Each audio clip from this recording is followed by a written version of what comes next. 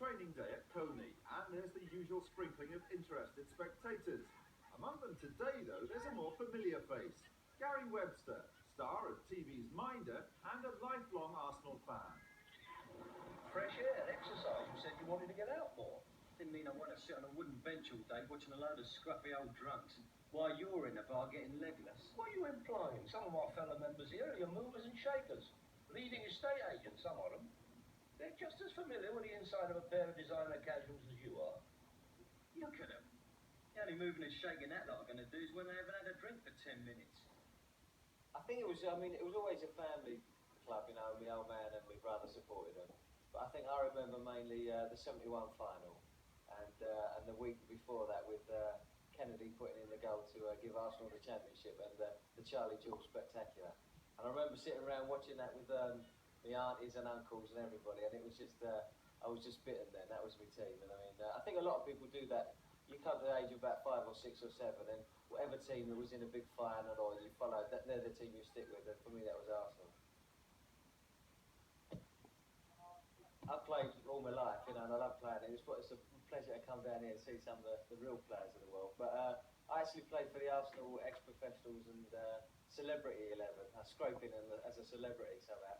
But it's great because you get to play with John Radford, Peter Storey, you know, George Armstrong, and all these players that I watched, you know, in 71, and now you're playing with them, so that's superb.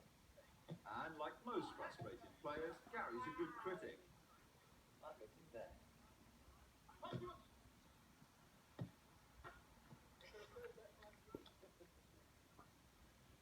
I can't do that. Like any fan, the Minder will happily get his hands dirty for his on-field heroes.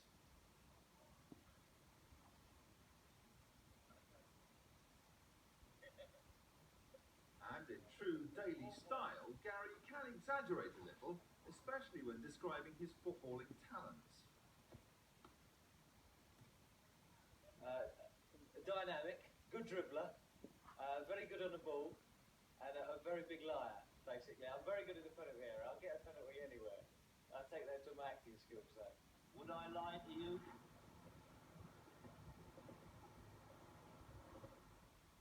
As a true entrepreneur, Gary's full of admiration for the man who brought the league trophy to the Highbury lockup. They've worked very hard, all the staff, you know, George all the way down, have worked hard, because, I mean, they did have this, you know, boring tag during the 70s, and, you know, but it's from the 80 onwards, really, with all the cut run from 78, 79, and all of that, and I feel what he's done with the club, though, he's turned it into the, you know, one of the biggest clubs in the country. Again, it always was, but it's, on the pitch it didn't always produce. But now, I mean, 2 league championships, a little bit to cut with. He's turned it around into from being one of the biggest to the great club, you know, that it was in the 30s. About time too. Just as the Gunners must live up to their great tradition, Gary has had his own tough act to follow. Dennis Waterman. Obviously, what Dennis did with George Cole was, I mean, history. And for me to come in, it's such a different character, though. There wasn't really a problem about me taking over as Terry McCann because the characters are so different. But I feel that it seems to have worked, and people have got into it. I think people love seeing Arthur Daly anyway.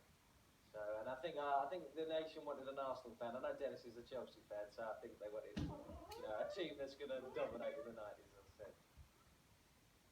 Finally, the burning question. Are Arsenal Daily Enterprises kind of product? I could get it on the ground floor on this.